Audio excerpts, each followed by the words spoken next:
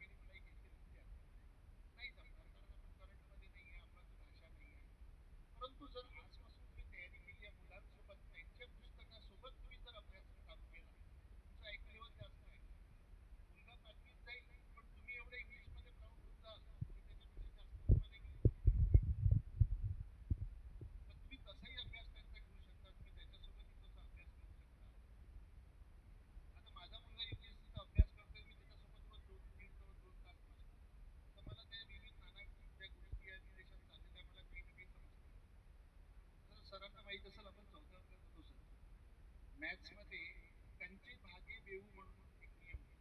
कोणाला माहित आहे कंचे भागे बेहू? आमच्या गणिताच्या मास्तरांनी शिकवलं होतं कंचे भागे बेहू. त्याला आता इंग्लिशमध्ये बोडोमास म्हणतात. हा गणिताचा एकदम बेसिक नियम आहे. त्याला बोडोमास समजलं त्याला गणित समजलं.